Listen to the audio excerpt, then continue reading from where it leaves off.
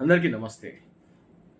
ఆంధ్రప్రదేశ్లో గత 2 నెలలుగా జరిగిన ప్రచార సరళి, మాట్లాడుతున్న మాటలు, వదులుతున్న వ్యర్థ మాటలు అసలు ఎంత గలీజ్‌గా ఉంది వ్యవహారం అంటే సిగ్గుగా అనిపించింది. మీడియా చర్చల్లో అసలు ఎన్నడూ చూడని వాళ్ళని లాకొచ్చి కూర్చోబెట్టడం, మీడియాలో ఒకటే పార్టీని మద్దతు పలకడం. అంటే ఈసారి ఆంధ్ర డైరెక్ట్‌గా డివైడ్ అయిపోయింది. అయితే నువ్వు ఈ పార్టీలో ఉండాలా, లేదంటే నువ్వు ఈ పార్టీలో ఉండాలా. అదే చందంగా సాగింది అక్కడ మొత్తం. ఈవెన్ పోలింగ్ కూడా ఈరోజు అదే సాగింది. కుల మతాలుగా, పార్టీల వారీగా మొత్తం చీలిపోయింది ఆంధ్రప్రదేశ్ రెండుగా. ఇటువంటి సందర్భం ఏదైతే ఉందో భావి భారత ఆంధ్రప్రదేశ్కు ఇది బాగా దెబ్బ తగులుతుంది.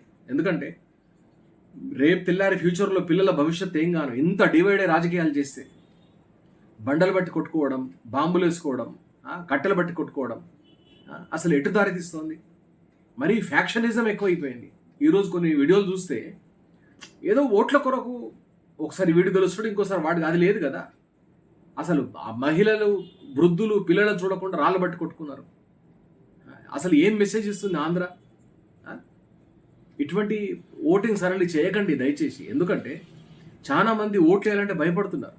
నాకు ఒక మిత్రుడు ఫోన్ చేసిండు తెనాలి నుంచి, ఇవాళ పోలేదు బ్రదర్, నేను మా దగ్గర గొడవ అవుతుంది అక్కడ పల్నాడులో, మా వాళ్ళు మేమందరం ఓటేద్దాం వెళ్ళమని కానీ పోలేదు, ఫోన్ వచ్చేసరికి మేము మాగిపోయినాం అన్నాడు.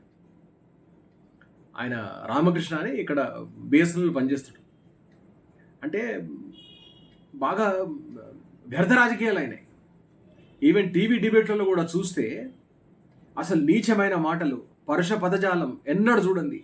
మరీ ముఖ్యంగా ఆంధ్రజ్యోతి రాధాకృష్ణ అనుసరిస్తున్న వైఖరి చాలా చెడ్డగా తయారైపోయింది. ఎందుకంటే ఎంత చెడ్డగా అంటే ఈవెన్ అతని వైఖరి రానున్న రోజుల్లో చంద్రబాబు కూడా ఇబ్బందికరంగానే ఉంటున్నట్టుంది. ఆంధ్రజ్యోతి రాధాకృష్ణ వైఖరితోని చంద్రబాబుకు, టీడీపీ పార్టీకి కూడా ముప్పే. ఇది గ్రహిస్తలేడు చంద్రబాబు. మరి ఎందుకో అర్థమైతలేదు. రానున్న రోజుల్లో ఆంధ్రలో రాజకీయాలు మారాలని, ఆంధ్ర మీడియా బుద్ధి చేంజ్ కావాలని ఆ భగవంతుడిని కోరుకుంటున్నాను. వాళ్ళు కూడా బాగుండాలి. ఎందుకంటే వాళ్ళు మనతో కలిసి ఉన్నారు, సోదరులంగా అందరం కలిసి ఉన్నాం. ఇప్పుడు వాళ్ళ దగ్గర గొడవలు అవుతుంటే బాధ అనిపిస్తుంది. అందుకొరకు వీడియో చేస్తున్నా. మీరందరూ బాగుండాలని కోరుకుంటున్నాను.